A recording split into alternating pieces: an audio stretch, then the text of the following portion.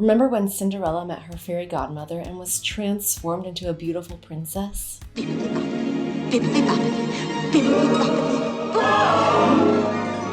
She's still the same Cinderella, but with a few crucial upgrades that just help her become the best version of herself. Dream, a wonderful dream come true. If you're wondering what an upsell has to do with a fairy tale, let me explain.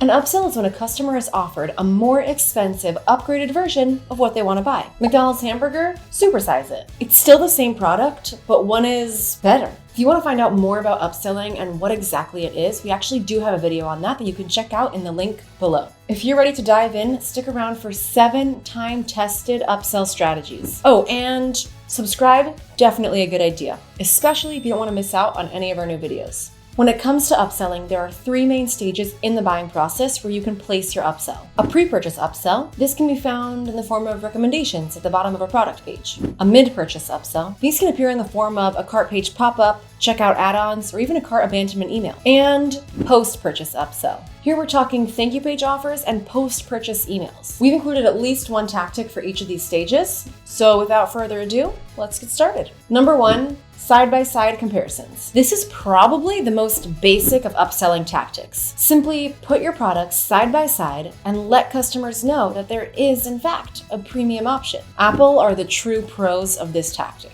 All they're doing is highlighting the additional benefits that you can get if you decide to go with the more expensive product. Amazon also does a great job of this. Notice how their upsells include a range of products in a similar price range. By not going over 25% of the original price, customers will be more likely to spend a little bit more money to get an upgraded product. Notice how they haven't included high-end pro cameras because that wouldn't be a reasonable upsell for people looking to buy this kind of camera. Comparisons are great because they're the opposite of pushy. They simply allow people to make the decision that's right for them. Number 2, upsell into a subscription. So the rule of upsells is usually to sell a product that's more expensive than the original product. But there is an exception to that rule. Offering a subscription upsell technically means that you're offering your customers a cheaper option.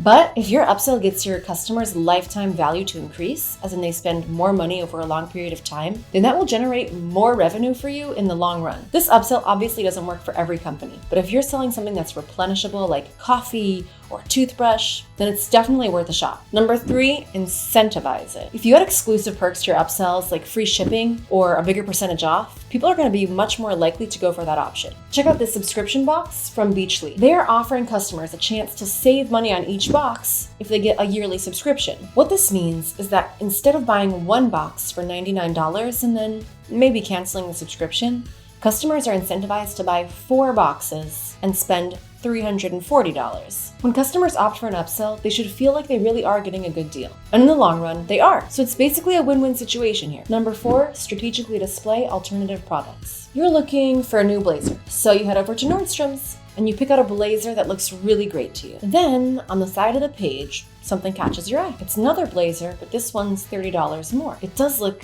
even cuter than the one that you were thinking of, so maybe it's worth the upgrade. This is the online version of a shop assistant picking out several different styles for you in different price ranges, of course. Number 5, upsell it into a bundle. Bundling is one of the oldest tactics in the book, and while it's technically a combination of upselling and cross-selling, it's definitely worth a mention. Bundling means that you're encouraging customers to spend more by creating packages or bundles of products that go really well together. Check out GoPro. They created the Hero 9 bundle, which makes it cheaper to buy these products together in a bundle rather than buying them each separately. For customers who had their eye on those products, a bundle like this could definitely incentivize them to go ahead with the upsell. Number 6, pre-cart pop-up.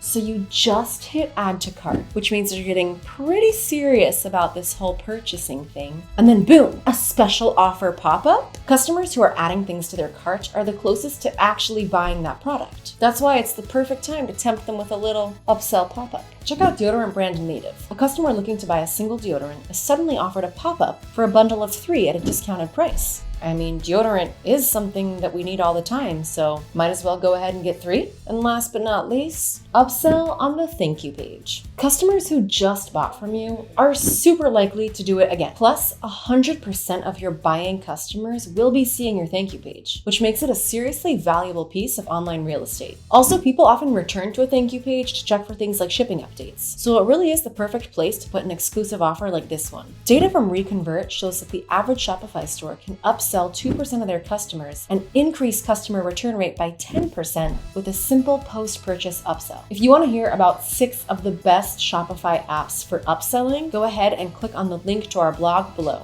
Also, make sure you stay tuned for some more great videos on how you can take your Shopify store to the next level.